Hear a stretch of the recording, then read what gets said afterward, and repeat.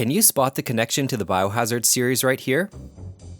It's a bit of a trick question because it's only in the Japanese version of Dino Crisis, where Rick uses Leon's catchphrase that began in Biohazard 4, Nakiruze.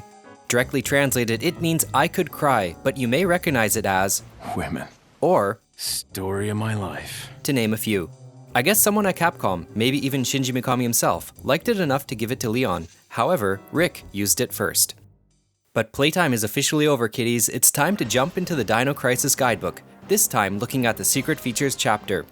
There are over 40 so-called secret features, and the quality varies from magnificent to some that will have you saying, it's so obvious. Here to celebrate the 25th anniversary of Dino Crisis, I'm honored to be joined by someone who's no stranger to Ibis Island, Kai Morgan, also known as Ink Ribbon. From Regina's hidden attack to rare event scenes, this is Dino Crisis Secrets from the Guidebook. As the name suggests, the goal of the Wipeout minigame is to defeat the dinosaurs on each floor. It's unlocked by clearing the game within 5 hours. You can unlock it regardless of difficulty level and whichever ending you get, so you can even unlock it on easy. Wipeout is the same difficulty as normal, and if you're wondering about differences between easy and normal, Regina has double the hit points, 2400 on easy compared to 1200, weapon power is increased, your starting equipment is complete, critical hits are more likely, and T-Rex battles are easier, finishing in a shorter time than on normal. However, if you play on easy for the second round, the T-Rex battles, critical hits, and weapon damage will be the same as on normal. As mentioned, critical hits have a 20% chance of occurring on easy, but only a 1.7% chance on normal when using the handgun equipped with the sights against a raptor or the Rhizinosaurus. The book recommends unlocking Wipeout while replaying for the extra costumes. You'll see an icon representing each item you've unlocked in the bottom right of your save file, which is much easier to read than the generic stars from Biohazard 3. Finish the game once and you'll unlock Army and Battle type costumes for your second playthrough. Clear the second round and you'll unlock the Ancient type. You can change the costume each time you load your game, and you can use them in the Wipeout minigame too. Regina's abilities and performance aren't affected by costumes. The book gives us a description of each costume as well. For Army type, it says she wears a green shirt and camouflage pattern shorts, clothes that emphasize mobility. If you look closely, her hair is a little shorter and you can see something that looks like an ID tag on her chest. Maybe we could finally learn her last name, or her real name. For battle type, it says she has protectors in various places and a corset-like red jacket. The underlayer is see-through, so her level of exposure is quite high. Not quite as exposed as Leon's armpits. For Ancient type, it says a leopard skin one piece. She has paintings on her arms and face to ward off evil spirits. This also is effective in warding off a Dino Crisis remake. In true primitive fashion, she wears a skull necklace. Equip the Ancient type and Regina's weapons will also change, like a bone handgun with a frog sight or a fish grenade launcher. And it's not just Regina's weapons that will change. You'll see Dr. Kirk sporting a prehistoric pistol too.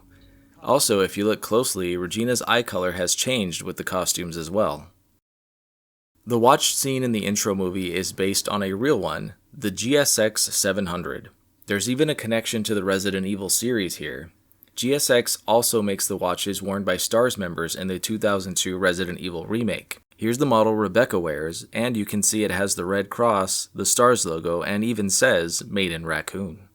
That info comes courtesy of Welsh, who also shared this image from a Capcom magazine showing Regina's sexy shot while on vacation after her successful mission. Below that, you can trace the evolution of the spy-type costume design. The moment the main character was decided to be a spy, the designer immediately had an image in mind of a young female spy. Thanks to this, the design process went relatively smoothly. The first design created the foundation. The tight miniskirt was cut for reasons left to your imagination. The next costume's basic conceptualization appears to be based on a female warrior from the movie Spawn, a fact repeated in the Q&A chapter of the guidebook and is most likely in reference to Jessica Priest. The design for number 3 saw the level of exposure increased from the previous. The hairstyle was decided in the 4th design, and they sought to limit against something too revealing. After balancing some details, the design was complete. Well, sort of complete, since her face saw changes between the Japanese and international releases. Clear the game 3 times, and on your 4th round, you'll get the infinite grenade launcher. There are a lot of enemies that can't be killed in one hit. When you clear the game, the number of saves will be shown. What happens if you clear the game without saving? Unfortunately, nothing. I don't give spit about your results. If you haven't seen all the endings, you'll get a message from your superior officer. Once you get all 3 endings, this line will change.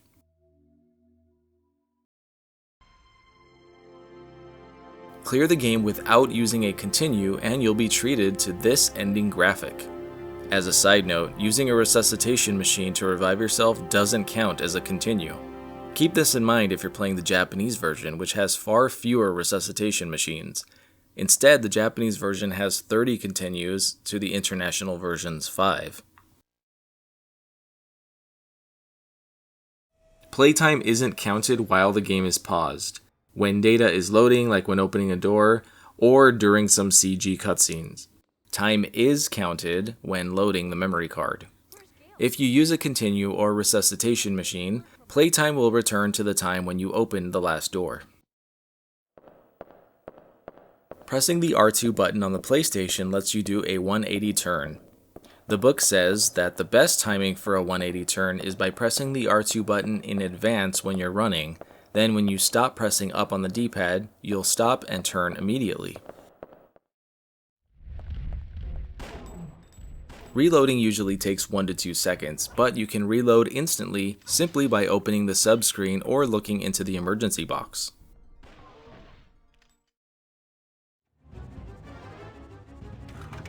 Right before the final T-Rex battle, you'll find an attaché case with 3 items, a plug, and 2 sets of grenade rounds. But if Regina doesn't have the grenade launcher, one will be added to the case. Normally when you shoot the grenade gun, there's a slight delay between pressing the ready and fire buttons to shoot, and when the round is actually fired. However, you can shorten the delay by 0.2 seconds if you press up on the D-pad immediately after you press the ready and fire buttons. Once you get the timing down, it's really useful for giving a shorter reaction time and take some of the panic out of this panic horror. But there is one small catch. The rapid fire technique doesn't work in all situations, unfortunately. In the battle where you're running from the T-Rex, if you try the rapid fire grenade gun trick, the grenade will hit an invisible wall and you'll probably be eaten.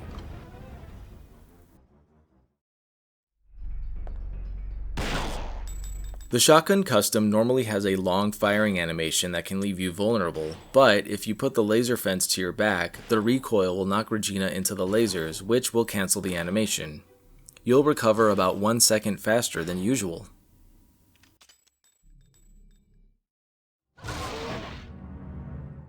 When Regina touches a laser shutter, she'll be pushed forward, kind of like she's doing a body check. If you catch an enemy in this reaction, it'll be knocked down. Her body check is surprisingly strong and can even cancel an enemy's attack. So wait for the enemy to approach with your back to the laser and try to catch it in your reaction. It's not difficult to time. While it's stunned, you can shoot it or deal heavy damage from close range. The downside is it takes a long time to kill an enemy. And you don't have to do this backwards, you can also walk forward into a laser and do a backwards butt blast. You can press the switch here from really far away. There's no need to press the switch on the other wall. If you're hit by the lasers, you'll just be pushed back.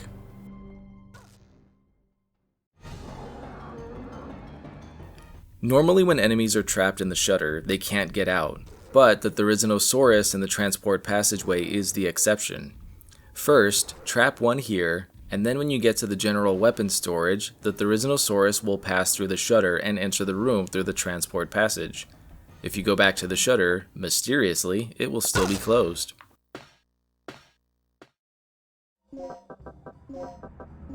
As I'm sure you already know, the letters of each of the DDK are the initial of its password, and you'll know the first letter of the word. Furthermore, the password uses words related to the room or person. For example, H is for the head of research in the director's office, and N is for a newcomer at the entrance to the elevator hall. When you ready your weapon, Regina will move a little bit. The direction she moves changes with the weapon you have equipped and even what kind of ammo. The handgun and 9mm ammo will have her move to the left rear, and all the others will have her move to the right rear. By using this, it's possible to move her without using the D-pad. The longest movement distance is when equipped with the handgun and the 40 S&W ammunition, but even with that, it takes more than 2 minutes to cross the control room. When you hold the ready button, Regina will lock onto the nearest enemy. If it moves, you can press up on the D-pad for a split second to lock on again. If another enemy moves closer to you, you can use the slight input to change the targets. When an enemy appears, the BGM will suddenly change. When that happens, you can tell when an enemy is dead when the music returns to normal.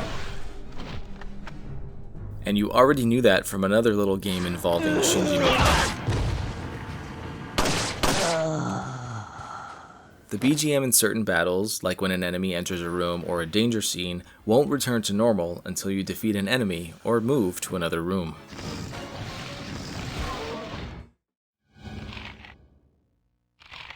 When using SG bullets, you can damage any dinosaurs within range. But there's an exception to Compsognathus, affectionately nicknamed Compy.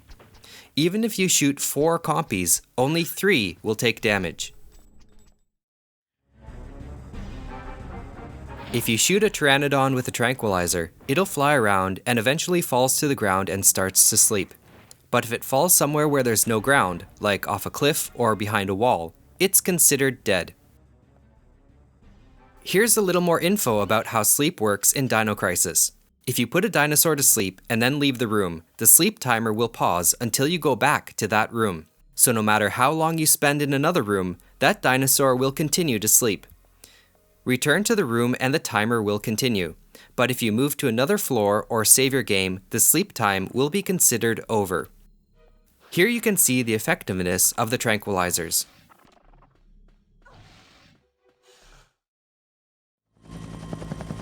That's odd. If you move forward while rapidly pressing the X button, Regina will move forward without changing her pose very much. The book says it's not very effective, but give it a shot. When you get to the large elevator and start the danger scene, you'll drop your weapon during the attack. But if you didn't have a weapon equipped before starting, that scene will be omitted and the event will finish 0.3 seconds faster.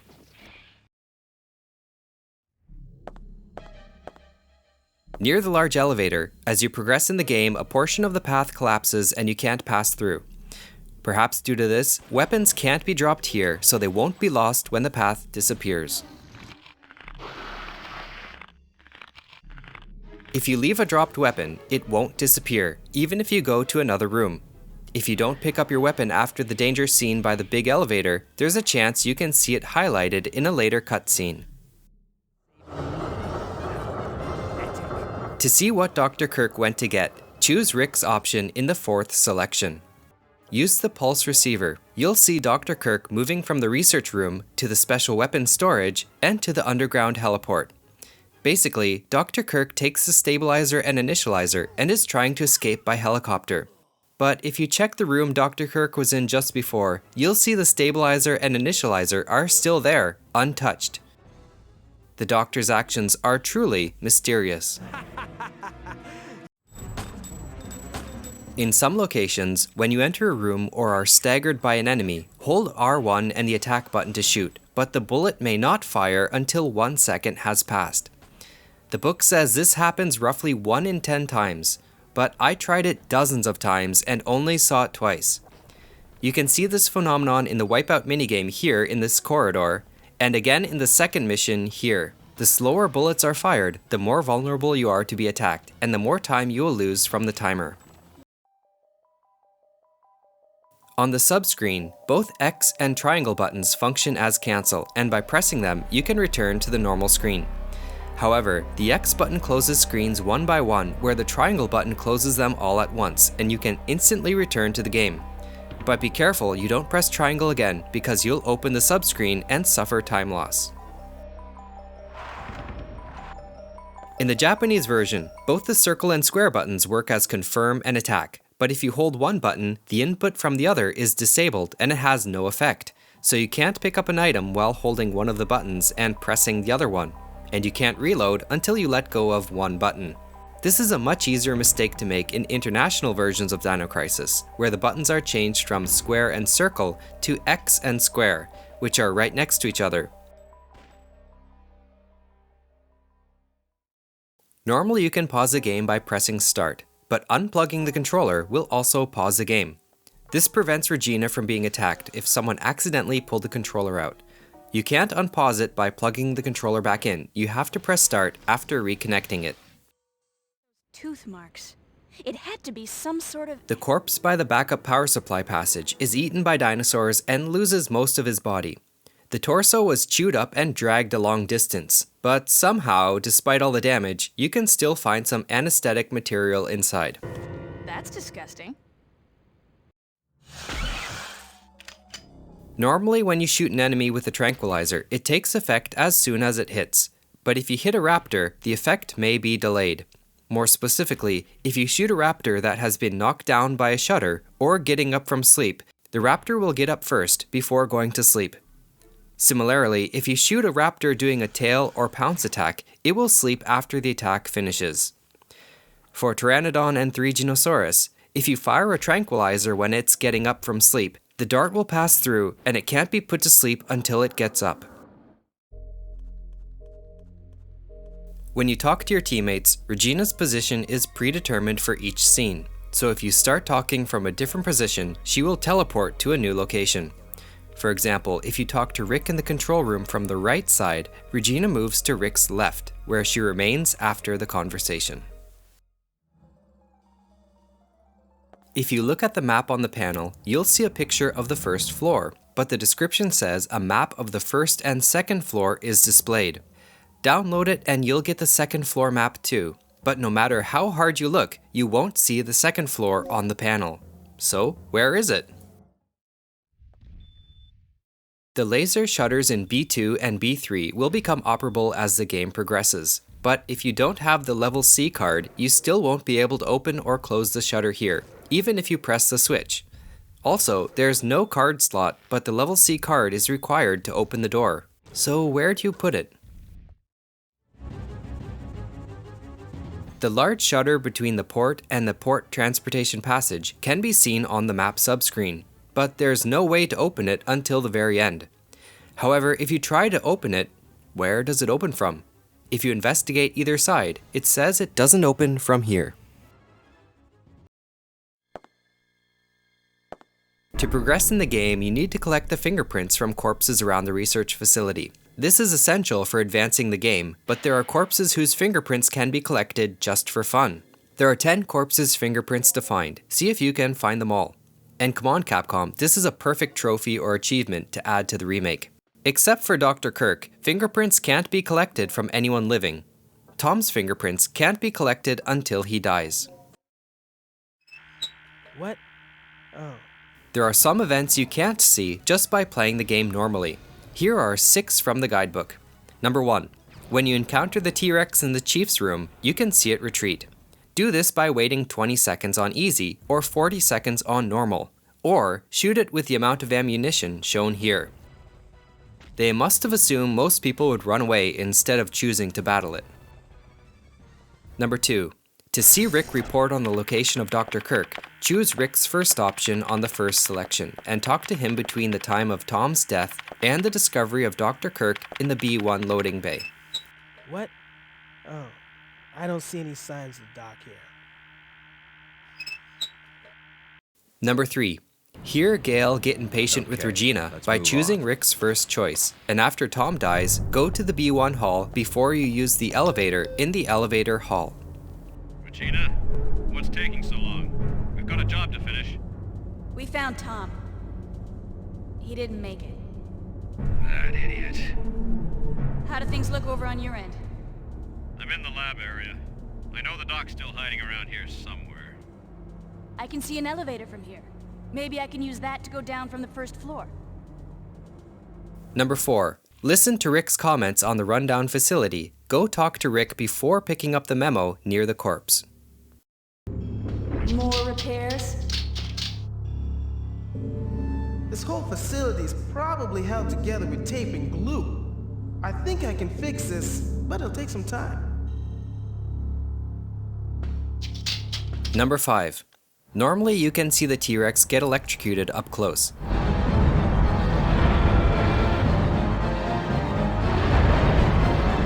But you can see it from a distance too. After you listen to the message in the disembarkation immigration office, go to the passageway to the experiment area and move to the carrying out room B3. Normally the T-Rex tries to attack Regina, who's in front of the generator, but here it just goes and electrocutes itself for no reason. 6A. Talk to Rick about how to start the generator. After the third energy researcher has been killed, talk to Rick before the third option is selected. I can't pull up the instructions on how to activate it. I'll keep searching. You just do whatever you can from there. 6B. Talk to Rick after the third selection and before the third energy explosion to hear, The program's almost ready. I'm counting on you. 6C. Rick will ask you to rescue Gale, who's sending out a distress signal if you talk to him after the third energy is turned on and before entering Dr. Kirk's room. Hey, did you check out that emergency signal? It has to be Gale. You better make sure he's okay. Right. There are more alternate scenes, like the book actually recommends using poison gas to kill the scientist for a faster completion time. And you can trap the raptor and run away, or you can poison it. The book offers some alternate suggestions of how to play the game. You can clear the game without firing a single shot. Even battles with the T-Rex can be ended without using weapons, so it's possible if you know how to avoid enemy attacks. Or how about the mixing contest? The challenge is to see how fast you can mix deadly poison darts. For example, on the first playthrough, you can mix 1 or 2 poison darts before entering the first floor control room. It would be fun to see how many poisonous darts you can mix. And it kinda reminds me of seeing Brad in RE2 by not picking up any items before reaching the RPD, but here you pick up as many items as you can as fast as possible without using any. And if you don't want to do either of those ideas, why not try beating the game without walking?